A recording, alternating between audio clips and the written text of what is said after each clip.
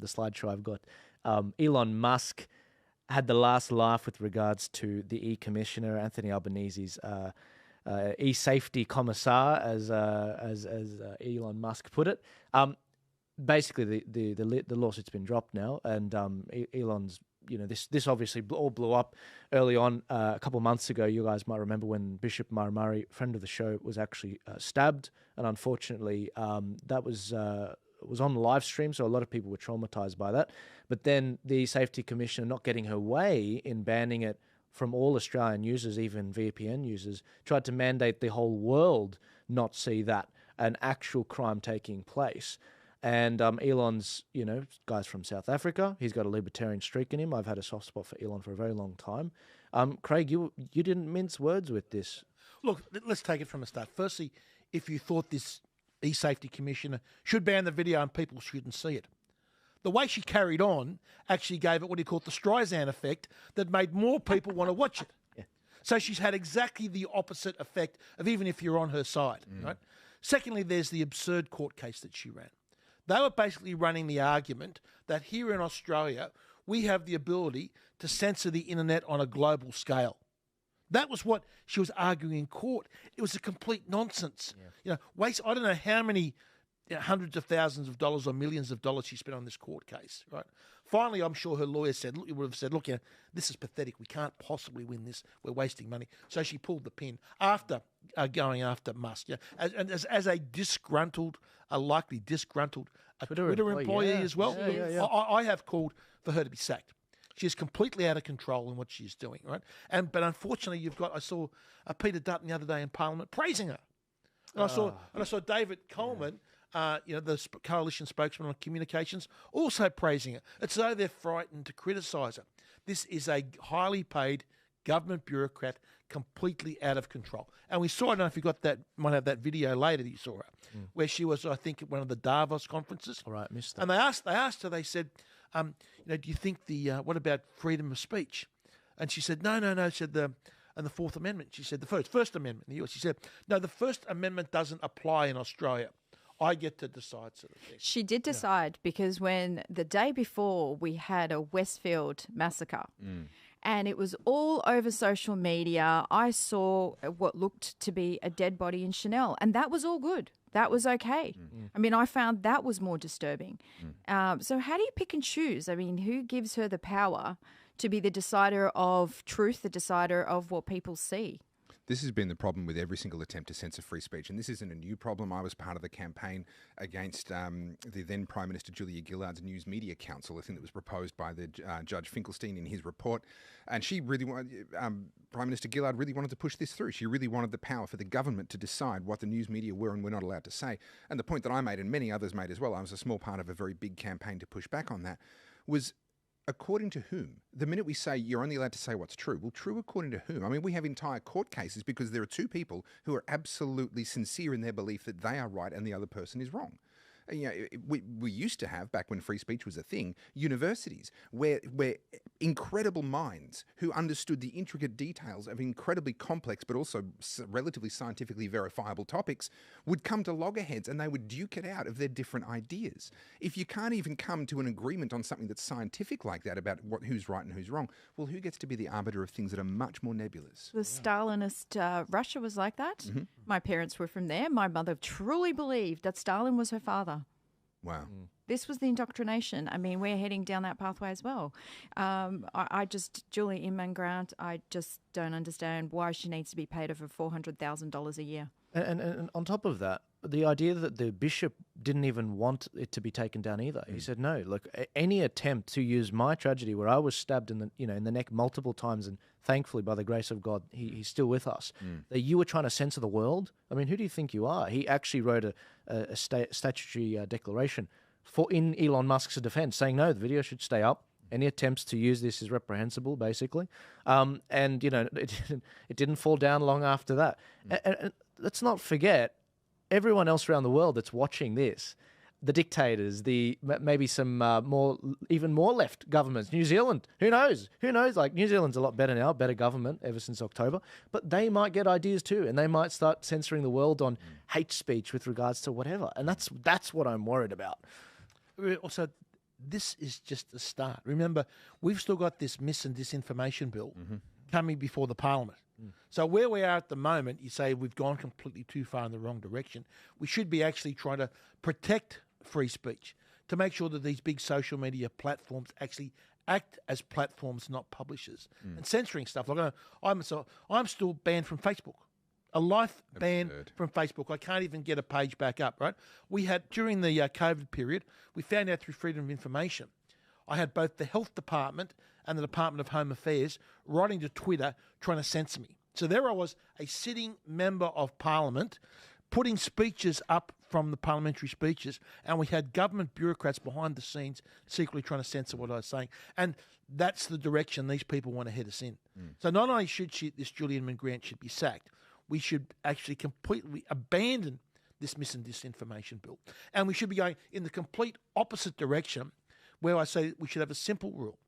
If you can say something, if it's lawful to say something in the town square, standing on a soapbox, it should be unlawful for a social media platform to censor it. And before I forget, when you were censored, let's not forget there were no violations on your Instagram. Right. None. There was no violations on your second Facebook page, and they banned you from a Linktree, which doesn't even post things. And the last thing I'll say on this is you actually asked the Speaker of the House. They are in contempt of Parliament. Can you do something? Well, don't get me started on the Speaker. That was one of the greatest betrayals of parliamentary Westminster parliamentary history. The Speaker is there to protect the free speech of the Parliament. Now, what he did, I took a complaint to the Speaker and said, we cannot allow these large foreign social media platforms to be censoring the proceedings of federal Parliament. That's what they did to both George Christensen and myself. We had someone overseas in Twitter and Facebook and YouTube looking what was being said in the Australian Parliament, right, in the debates in the Australian Parliament, and saying, no, we don't think that should be done, and they were cancelling it. And the Speaker of the House should have stood up for free speech, but he didn't. He rolled over and supported. Like, if that's not foreign interference, I don't know what foreign interference is. Like, we're talking about where are Russia. the fact checkers? Where are they located? I mean, even to this day, we've got fact checkers putting up little messages of spreader of misinformation, disinformation. You are missing context. I mean, really, and. What context are you missing when you're actually stating studies and facts, true and perfect studies and facts? And this is actually really important. Coming back to what Craig said, I don't think it's actually enough for us to demand that Julian Grant loses her job. I think that the actual entire department should be abolished, and whoever approved the creation of the department should either be fired, or if they're an elected politician, sent back to the backbench and unable to hold a ministry. We've actually got to push back beyond the point of just setting things back to where they ought to be. One last thing on that quickly. I got an email from the Australian Associated Press the other day because I did an interview with a funeral director in Sydney. And she said that her experience of what she was seeing before her eyes was that she went from burying one infant a month to 4 per week in the last 2 years or so. And she has her theories as to why that might be. They got in touch with me and had the gall to demand the source information, by which they meant studies or published something that I could send them a link to, for this woman who's worked in the industry for decades, expressing her lived experience of what she was seeing before her eyes. And I cracked it. And I should actually post my reply publicly. I basically wrote back and said, who do you think you are? That you're going to sit there with your computer and do some Googling, and you are going to stand as the arbiter over this woman who is speaking in her area of expertise where she's been working for decades. How dare you spare me? And by the way, you might want to start reading your contracts, because as lawsuits begin where people have been harmed because of the misinformation that was allowed by these companies, or harmed because of the true information that was suppressed by these companies, lawsuits are going to come. And you might want to have a look at your contract and figure out whether you might bear some liability. I'll update you when I get a reply to that one. That's an interesting story. I had a similar experience with Dr. Zelenko. You may remember Dr. Zelenko did a video to President Trump, said, President Trump, I think I've got a solution to the COVID problem. And he laid out his prescription with hydroxychloroquine and gave out how he's having success with it, right? I looked at that. Someone sent it to me. I looked at it. I thought, now, before I reposted it, I checked, okay, is there a Dr. Zelenko? Is this in New York? He had the Hasidic beard. Is this correct? I looked at it and found it and said, yes, okay. I was happy to press send, right? A couple of days later, I got a call from a journalist at the ABC demanding that I apologise for posting false information. I said, hang on a minute. How can you say it's false information? Oh, Facebook decided that it was. And I said, can't you see you're missing the story? The story is, here we have a doctor giving his real life experience on what he's seeing and what he's doing as far as COVID, right? With the potential treatment, and someone at Twitter that is not a medical expert has decided that doctor is not only wrong, but should be censored. Mm-hmm. And the ABC didn't get it. It was all about we've got to censor, stick to the narrative. Yep. This is why we read. I think the legislation we need should be in the opposite direction, and that is to protect free speech. You talk about the E-Safety Commissioner, the only thing that the E-Safety Commissioner should be do is when it comes to protecting children from pedophilia. That's it. Mm. Yeah. That's it. We don't need her to do that. No.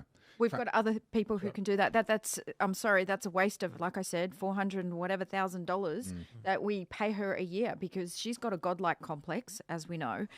She's been nicknamed E. Karen for a very, very good reason, because there's not a lot of intelligence going on there. We really don't need her. Yes, we don't need pedophilia, that's for sure, but she's not the one that needs to be deciding that. And Australia's like we're the laughing stock of the world. I mean, not only 100%. are we no longer associated, you know, with Crocodile Dundee and all of those tough things. You know, we're meant to be the toughest country in the world, easygoing, Aussie larrikin spirit, and they're just ruining it again with this. And she's not even fully Aussie, is she? She wasn't born here. Dual citizen. Was she born here? No, she's got a dual citizenship. She's got an American and Australian citizenship. So I don't even know why she's in this position. My opinion is, if our senators can't have dual citizenships, neither should our. If you can have that much power. I mean, wasn't it a Liberal that brought this person in? Absolutely. I think we had him on earlier, Malcolm Turnbull.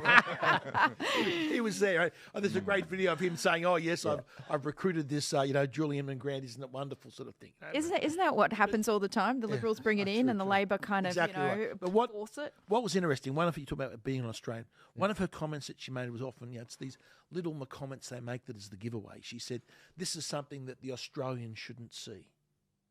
Right? There she was, basically putting the Australians as someone she's above, and she should be dictating to us like children how we should see it. It makes me sick. Look, before I forget, the last graphic I'll bring up on this topic is how much Australia is censored across the world versus other countries on TikTok. As you can see, Australia is the number one amount of accounts that are actually nuked from 2022 to 2023. This is disgusting from what I can see. I mean, are there any dictatorships? Supposedly Russia gets less people nuked than Australia. Can I share a story on this? Please. So during all the madness down in Melbourne, we ended up with a protest in front of the Shrine of Remembrance. Not my choice of location, but we ended up there because the armoured car was driving up and down Elizabeth Street, and the riot police and the anti-terror police were shooting rubber bullets at people. We ended up there, and of course we had the shameful scenes of the police lining up, firing squad style, and just shooting at protesters at the shrine with their rubber bullets. Shortly before that happened, Rukshan was there doing coverage. Rukshan, big shout out to Rukshan, amazing guy. And he points the camera at me. He says, "Topher, talk to me. What's going on?" I'm like, "Oh, thanks for the heads up, mate." And I just simply said what was happening. I said, we didn't want to come back to the Shrine of Remembrance. It's hallowed ground, but we felt we had no choice, and we had to come back here. When we're being shot at with rubber bullets and chased by the anti-terror police, we had to come back here and appeal to our ancestors and appeal to the freedoms that they fought for and that they won for us. And that video went viral, and someone quickly grabbed it out of Rukshan's feed and stuck it up on TikTok. And my niece, who I won't name, she found it on TikTok, and she got in touch with my wife. She said, "Oh, Topher's on TikTok," and sent the link. And then all of a sudden, that link stopped working. So she went and she found some other, because it was getting shared all over the place, she found some other ones. And before her eyes, she was watching them working and then gone. She was literally in TikTok at the time, finding my videos as they were disappearing off there. And that completely changed her life because she'd seen the censorship happening in front of her eyes. It changed her whole perspective on life. Makes me sick. You know, when I was trying to get John Ruddick elected, or even in the Victorian election, state election, the RMIT Fact Lab and, Australian Associated Press, it's almost as though they timed their fact checks to drop right when the Turning Point Australia How to Vote cards came out. It's like, you guys are directly impacted because they get money from overseas organizations, right? Like the George Soros, Open Society Foundation, a lot of these fact-checking ones. I'm not sure about RMIT Fact Lab and Australian Associated Press, but the idea that they're going to do that and then, call it democracy, let the voters decide. Let the voters decide and go from there. Here lies the whole problem of all these, whether they be RMIT, the TGA. All this is conflict of interest. Who's funding them? They are following whoever's giving them the money. I mean, the best statement is follow the money. And when you follow the money, you find out who's actually dictating to these bureaucrats, and they are bureaucrats, who are forcing us to do the things we don't want to do or censoring us. Yeah. a day of reckoning is going to come on this. Did you guys have anything else to say on this topic? I just think we've got to go back. We do need legislation to prevent these social media companies from censoring what is otherwise free speech and what would otherwise be lawful to say in the town square. They have taken over what was effective, the old debating town square. They now have monopolised it in a way, right? Now, if they're going to put censorship controls, imagine on the old town square if someone got up and said something that the government didn't like and the police hooked him away and put tape around his mask and threw him off and said, mate, you're not allowed back into coming to the town square to give your opinions. That's effectively what's happening today.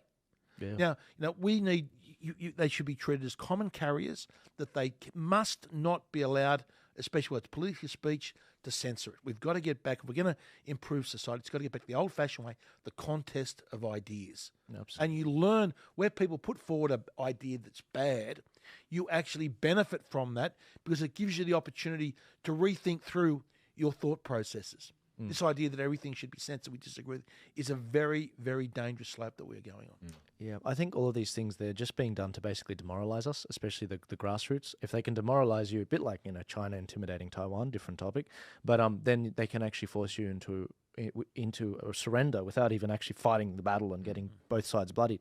It kind of but this is the thing. I have so much faith in people. You guys all, you meet amazing people around the country, Craig and Natalie and Topher, and the energy's got to go somewhere, and it's going to often come up and pop up in ways that you don't expect. I have so much faith in people in the way that they come up with these ideas and the way we get behind them. It kind of reminds me of that line in Star Wars with Governor Tarkin and Princess Leia, where she says, the more you tighten your grip, the more star systems will slip through your fingers. I just think that I have so much faith in the Australian people with regards to coming together. They voted against the voice. I mean, they don't like what this establishment has done through that COVID period, and they have a lot of regrets. Going